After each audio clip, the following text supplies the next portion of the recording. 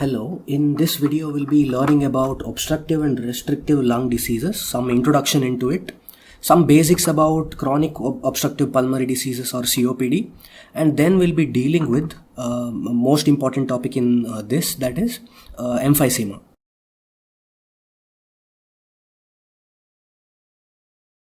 We'll see how these obstructive and restrictive pulmonary diseases are classified as based on what. So the index is known as Tifano-Pinelli index. So it is basically a ratio of forced expiratory volume at the end of 1 second to forced vital capacity. So FEV1 by FVC. So that is the ratio between these two is Tifano-Pinelli index or TPI. So both of these measure volumes. So for FEV1, what you do is you take a forced inspiration, inflate your lungs as much as you can, then quickly expire all the air that you have inhaled. So by the end of 1 second, how much ever volume you can expire out, so that is FEV1. Whereas FVC basically is the total volume you can expire out, not just 1 second, total amount of volume that you can expire out.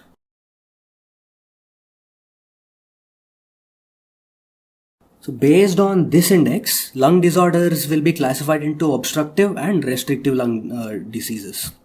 So in obstructive lung diseases, basically it is due to increase in resistance to airflow due to obstruction, whereas in restrictive lung disease, it is due to the inability of the lung to expand properly. So this Tifano-Pinelli index, it is reduced in obstructive lung diseases, whereas in restrictive lung diseases, it is normal to near normal. So classical examples for obstructive lung diseases include COPD and bronchiectasis, while for restrictive lung diseases, it is basically chest wall disorders like kyphosis and scoliosis, as well as some of the diseases which cause interstitial fibrosis, for example, occupational lung diseases. Moving on over to obstructive lung diseases, these are the set of diseases which fall under the category of obstructive lung diseases. So the first one is chronic bronchitis, which involves the bronchus like the name suggests. Second one is bronchiectasis, which also involves bronchus. Bronchial asthma again, which also involves bronchus. Emphysema, which involves the respiratory portion, that is the acinus. And lastly, small airway disease or bronchiolitis, which involves small airways or bronchioles. Among these, chronic bronchitis, emphysema, and small airway disease classically are said to be COPD, that is chronic obstructive pulmonary diseases. However, in some of the textbooks, you may be able to find that chronic asthma also they include under COPD.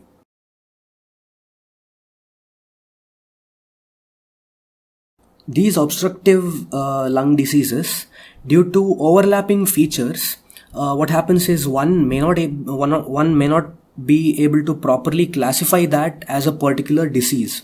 That is what is shown in this diagram. So there is an overlap of features between emphysema, chronic bronchitis, as well as bronchial asthma.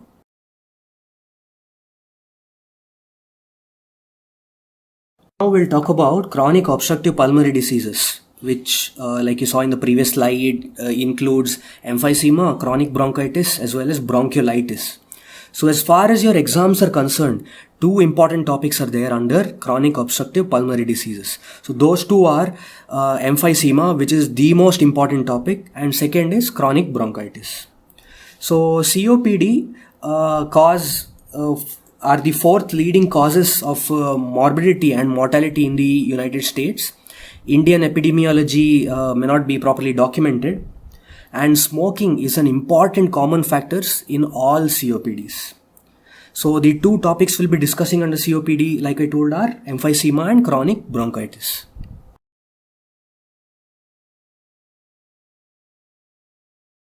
So let's discuss emphysema. So definition wise, emphysema is a disease which is characterized by irreversible enlargement of the air spaces. So there is enlargement of air spaces distal to the terminal bronchiole, which is accompanied by destruction of the walls of whatever is distal to the terminal bronchioles and without much fibrosis. However, if small airways which may be involved in emphysema may show fibrosis. So there's an image I have put there. So from left, it starts with terminal bronchiole. Terminal bronchiole later on gives rise to respiratory bronchiole. Respiratory bronchiole gives rise to alveolar duct. Later on forms the alveolar sac, and from the alveolar sac there will be numerous outpouchings. So each of those outpouchings is called an alveolus. So definition wise in emphysema, you have seen that the disease affects airway that is distal to the terminal bronchiole. In other words, respiratory acinus or the functional unit of lung, that is what is involved. So the portions involved are, first is respiratory bronchiole, second is alveolar duct, third is alveolar sac, as well as individual alveoli.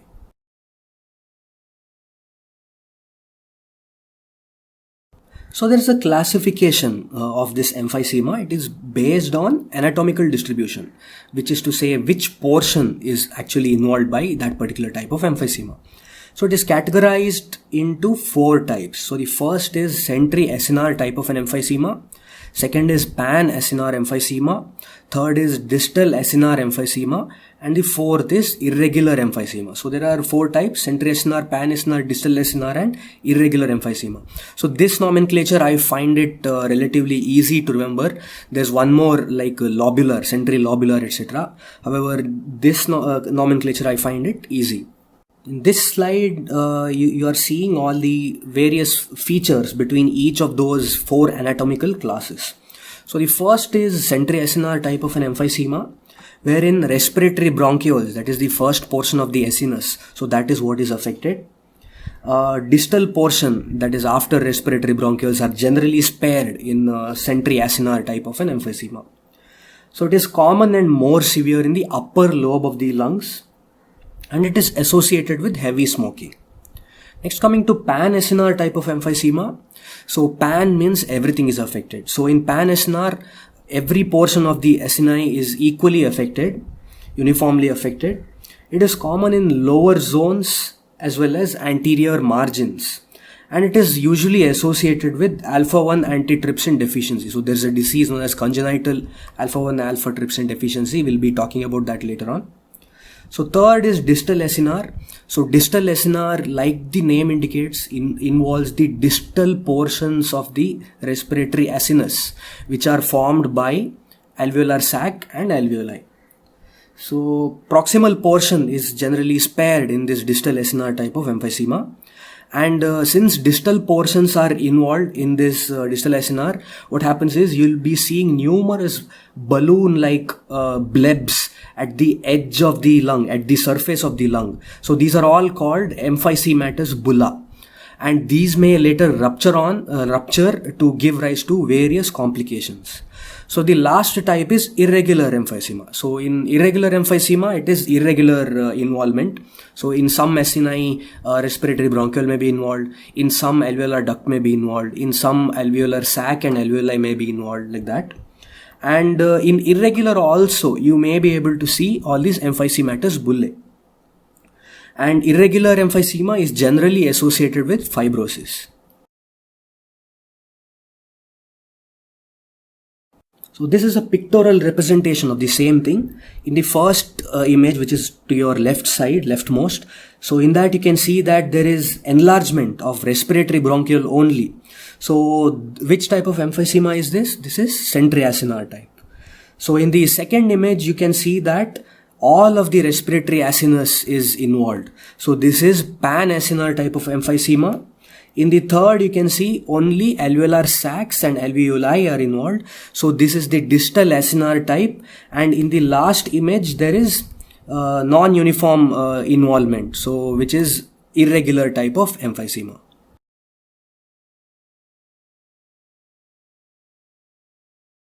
Next, coming to pathogenesis of emphysema. So it is an inflammatory disorder, obviously. So what happens is, initially the host cells, which are pulmonary alveolar macrophages as well as respiratory epithelial cells, so they release certain chemical mediators, and these mediators will cause chemotaxis. So what is chemotaxis is invitation of an invitation which is presented to various inflammatory cells to come. So because of this chemotaxis, there is even much more inflammation. It's a vicious cycle. And because of this inflammation that keeps on increasing, there is damage, and that damage causes structural change in the lungs. In the pathogenesis of emphysema, there are three main pathways. So first and the most important type of pathway is called protease-antiprotease imbalance. So this hypothesis states that for every inflammation occurring in the lung, so like neutrophils will be releasing all elastase and other enzymes. So those are what are known as proteases. There is a defense mechanism which is alpha-1 antitrypsin. So that is the antiprotease. So there is protease like elastase which is released by neutrophils, and there is antiprotease like alpha-1 antitrypsin which is secreted in liver and then later on comes to lungs. So whenever there is an equilibrium between these two, that protease, elastase as well as antiprotease which is alpha-1 antitrypsin. So whenever there is a balance between these, it will not lead to any disease. However, whenever there is an imbalance, it gives rise to increased damage of structural tissues, which gives rise to emphysema.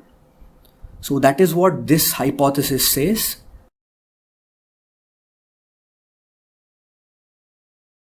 The second pathway is oxidative stress.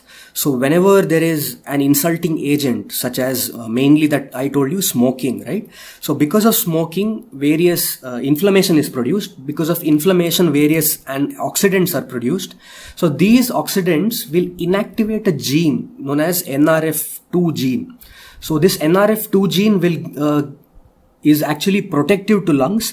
However, whenever there is inactivation because of smoking, there is increased susceptibility of lung to be damaged by these oxidants. And the third and the final pathway is bacterial or viral infection. So on top of the ongoing inflammation, if additionally there is bacterial and viral infection, then it will lead to exacerbation and early progression of the disease.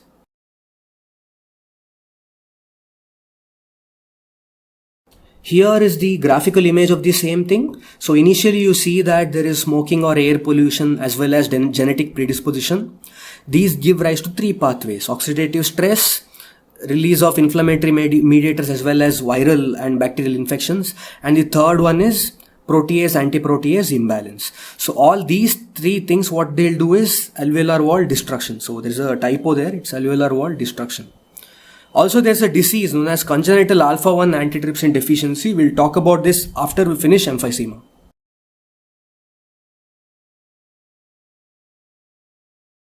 So in the classification I told you, emphysema falls under chronic obstructive pulmonary disease, right?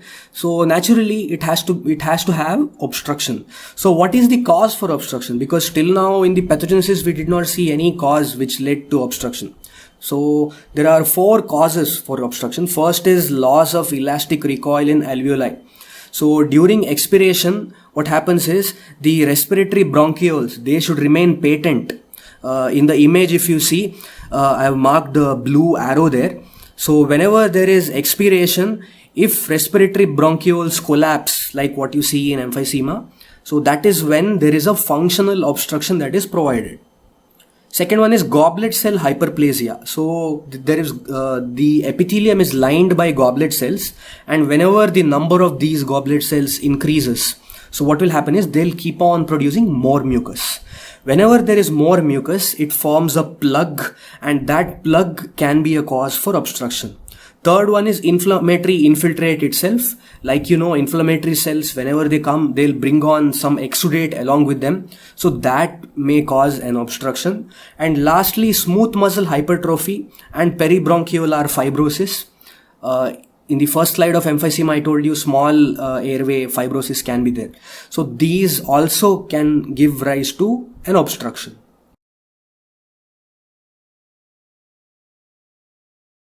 Moving on over to the clinical features of emphysema. So primarily the symptom is breathlessness, which is insidious, which develops slowly and progresses over time. Cough or expectoration may be there. Weight loss also can be there. Coming to examination wise, barrel chest is an important feature of emphysema. So in emphysema, the lungs are hyperinflated, or the lungs are expanded more, right? So because of this, what happens is anteroposterior diameter of chest increases. So whenever anteroposterior diameter of the chest increases, it appears like the barrel, the shape of the barrel. Second is pursed lip breathing. So I told you there is obstruction mainly because of collapse of respiratory bronchiole. So the patient who has emphysema, he finds some relief if he does not open his mouth fully. So he sort of keeps a small slit between his lips and he breathes through it. So because of this, what happens is there is a back pressure of air from his lips into his respiratory tree, and that back pressure will help overcome the obstruction, that is the collapse of the respiratory bronchiole. So that pursed lip breathing may also be there in patients of emphysema. And lastly, hyperventilated. Although the emphysema patients are hyperventilated, they are well oxygenated, so you will not get cyanotic features. So that is why these people are called pink puffers. Eventually, as disease progresses later on, cor pulmonale can develop. So cor pulmonale basically means there is right ventricular failure because of a lung disease. So that is CCF, congestive cardiac failure.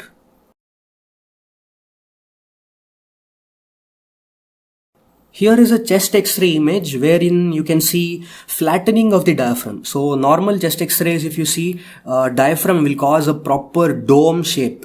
However, here you can see flattening, PA view, you can see flattening of the diaphragm. In the lateral view, you are able to see first is increased AP diameter. So chest AP diameter is increased, thereby giving it a barrel shape. On top of that, you can also see the diaphragm, how flat it is.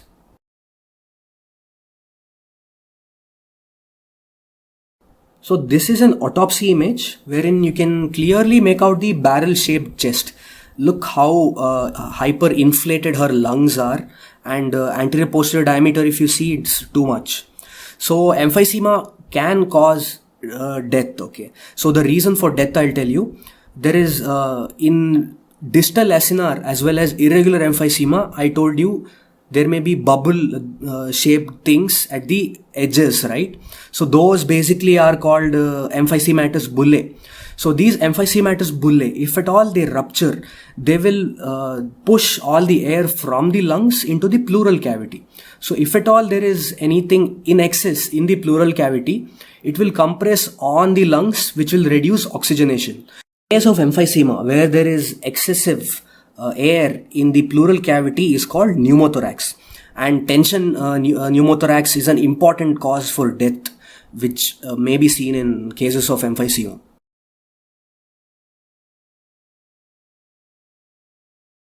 Moving on to gross and microscopy of emphysema.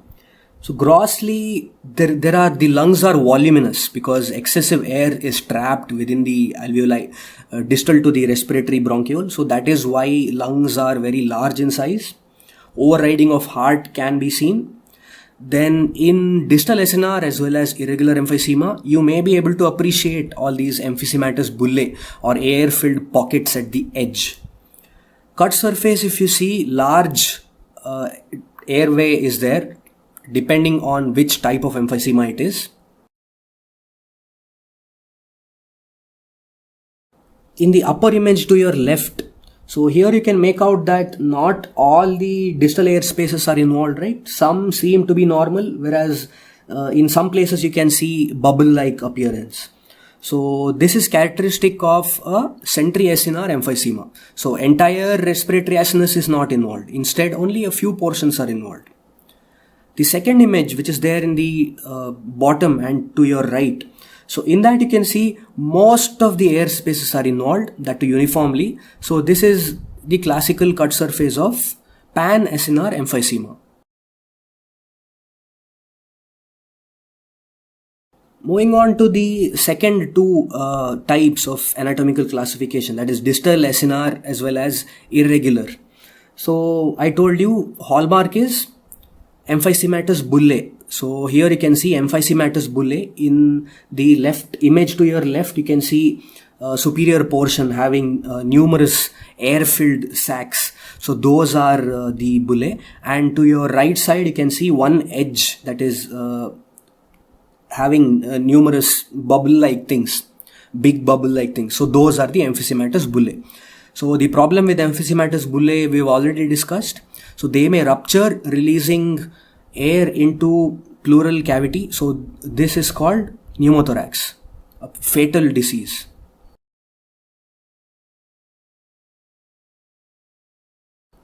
Going on to microscopy of emphysema. So in the histology portion, when we spoke about histology of normal lung, there I had told you that between two alveolar spaces, there is a septum, right? In that septum, there is a small pore called pore of Kohn. So many alveoli will have that. So applied pathology wise, I had told you that the pores are important, because if one alveolus is infected, the infection can spread on to another alveolus through this pore of Kohn. So in emphysema, what happens is, if alveoli are too much dilated, then what happens is that pore will increase in size. So when that pore increases in size, you may be able to see a portion of the septum that appears to be floating. It's not actually floating. It appears floating because pore of Kohn has increased in size. So that is the sign of microscopy, floating septum sign.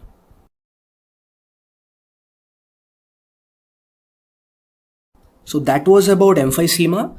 Now we'll move on to another topic which is very important and is a cause for emphysema, that is alpha-1 antitrypsin deficiency. So just to be clear, we are talking about the congenital alpha-1 antitrypsin deficiency. Smokers themselves can have certain amount of acquired alpha-1 antitrypsin deficiency. We are not talking about that. We are talking about congenital alpha-1 antitrypsin deficiency. So it is a genetic disease, and the cause is basically deficient production of alpha-1 antitrypsin or improper release of alpha-1 antitrypsin from the liver. So because of this, what happens is there is unchecked protease in the lung. So in the pathogenesis we saw protease antiprotease mechanism, right? So here the antiprotease is not being released by the liver. So that is why protease is in excess in lung, which goes on to destroy structural tissue in lung, giving rise to emphysema. One more thing is, I told you alpha-1 antitrypsin deficiency congenital disease can also be because of improper secretion from the liver, right? So if there is improper secretion from the liver, then alpha-1 antitrypsin will be seen accumulated within the liver cells. So that can be seen in morphology. It can also give rise to cirrhosis of liver. So if a patient comes to you, you suspect to have emphysema as well as the patient has cirrhosis, then this is one differential diagnosis you need to think of.